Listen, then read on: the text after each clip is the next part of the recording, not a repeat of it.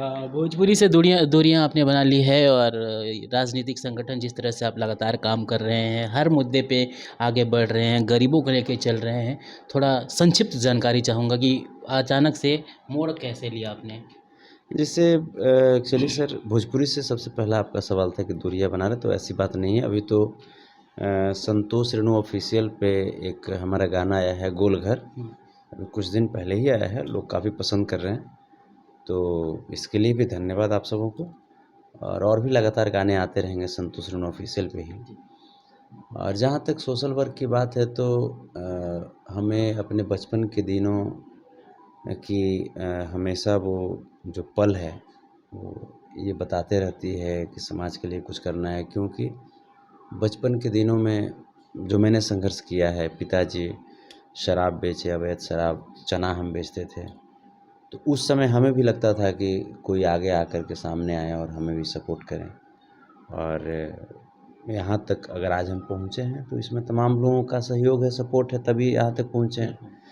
तो हम भी चाहते हैं कि जब यहाँ तक पहुँचे हैं तो अगर कोई लोग हैं वैसे जिनको सपोर्ट करने की ज़रूरत है तो उनको खुल कर के हम सपोर्ट करें। एक अभिनेता के बाद का जो एक टैगलाइन होता है वो राजनेता का होता है। आप भी उस टैगलाइन में बखूबी फिट बैठ रहे हैं।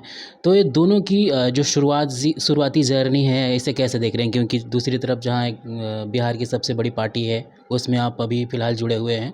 तो आपकी कैरियर और साथ ही साथ भोजपुरी को भी आप लेके आगे बढ़ रहे हैं। तो दोनों को कॉम्बिनेशन को किस तरह से आप देख रहे हैं कि हाँ, क्या एक ही चीज़ में आगे बढ़ना चाहिए या फिर दोनों को साथ लेके चलना चाहिए?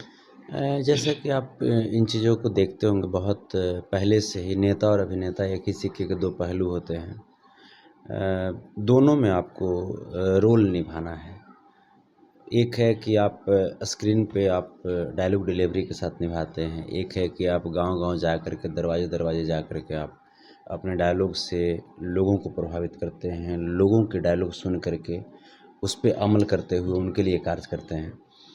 तो दोनों जो रोल है एक चैलेंज तो होता ही है दोनों में, लेकिन कोशिश कर रहे हैं कि हाँ, एक राजनेता नहीं, समाज का बेटा बन कर के उनके लिए जो कुछ भी हो सके। जैसे जब आप जाते हैं, सामने दरवाजे पे जाते हैं या सामने किन्हीं से भी मिलते हैं, तो हर पल एक सबसे अच्छी बात मेरे लिए है कि हर पल कुछ न कुछ सीखने को मिलता है और एक नया-नया एक्सपीरियंस जो मिलता रहता है, वो हमें आगे बढ़ने में और खुद को आगे बढ़ाने में बहुत सपोर्ट करता है। जी, जी। क्या आपको नहीं लगा कि थोड़ा कॉम्पिटिशन टफ होता जा रहा है भोजपुरी इंडस्ट्रीज़ में और यहाँ पे अच्छे गाने साथ ही फ़िल्मों पे भी अपना काम देना होगा। तो आप कॉम्पिटिशन से अपने आप को थोड़ा बैक फुट पे आ गए और आप राजनीति करियर शुरुआत कर ली। ऐसा लोग कहते हैं सोशल मीडिया पे लगातार हवाबाजी होती रहती है कि संतोष रेणु का अगर दूसरी पारी दूसरी इनिंग में जाने का एक ही मकसद था कि वो यहाँ कॉम्पिटिशन को अपने लेवल पे वो कर नहीं पाए। जैसे देखिए कंपटीशन होना अच्छी बात है, हेल्दी कंपटीशन जहाँ कहीं भी होता है, जिस सेक्टर में भी होता है, वहाँ पे डेवलपमेंट होता है और ये पॉजिटिव चीज़ है, ये पॉजिटिव बात है कि कंपटीशन हो, हेल्दी कंपटीशन हो। तो कंपटीशन से कहाँ कोई भागता है। भोजपुरी में हमने जब भी स्टार्ट किया, मेरी पहली एल्बम थी हाय रे आलू चप, जिसे पब्लिक ने सर आँखों पे प्यार आशीर्वाद जी। दिया और आज तक हमें तो कभी ऐसा लगा ही नहीं कि मैं कभी भोजपुरी से दूर हूँ या कभी भोजपुरी के समीप हूँ। हमें हर वक्त एक जैसा प्यार आशीर्वाद मिला। हम 6 महीना के बाद भी ये शायद पहले ऐसे गायक होंगे हम जो 6 महीना साल भर में कोई एक आध गाना गाते हैं और 6 महीना के बाद भी हमें उतना ही प्यार मिलता है। जी।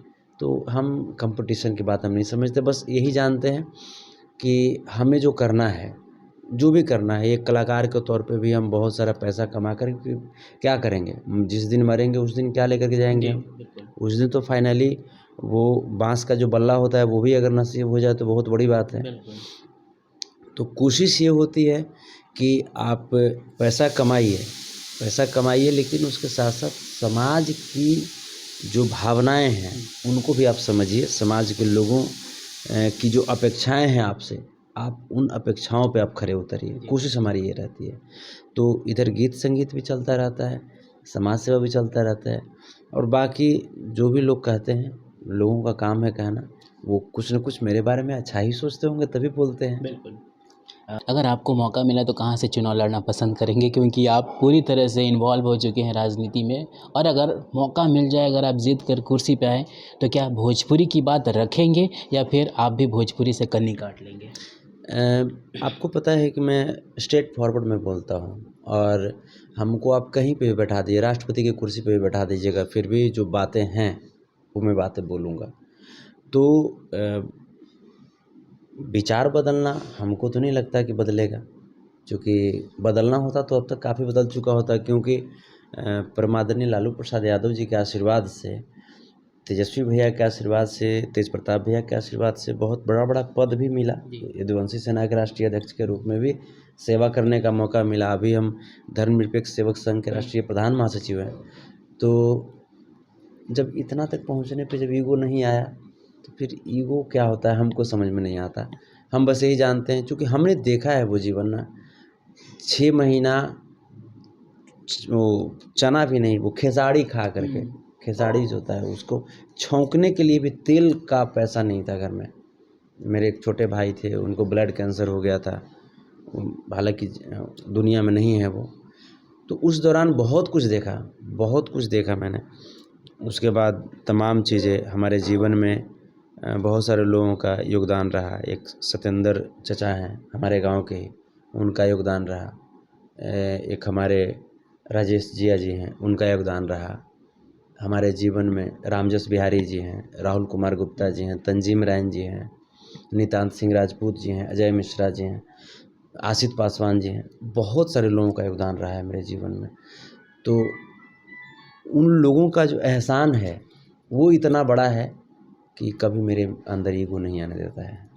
और रही बात कि चुनाव लड़ने की, आपने बात कही कि अगर मौका मिला तो किस क्षेत्र से, तो हम उस क्षेत्र से जाना ज़्यादा पसंद करेंगे चुनाव लड़ने के लिए जिस क्षेत्र में सबसे ज़्यादा चैलेंज हो, सबसे ज़्यादा समस्या हो, वहाँ पे पहुँचना हम ज़्यादा पसंद करेंगे, ताकि वहाँ पहुँच करके हमको काम करने का अवसर मिले। चलिए, ढेर सारी शुभकामनाएं। जाते जाते हमारे दर्शकों के लिए क्या कहना चाहेंगे? आपके सवाल बहुत बढ़िया होते हैं, बहुत सहज तरीके से आप सवाल पूछते हैं और गहराई होती है आपके सवालों में।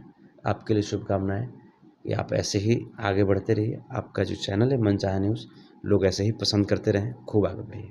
Thank you so much sir, हमारे साथ जुड़ने के लिए।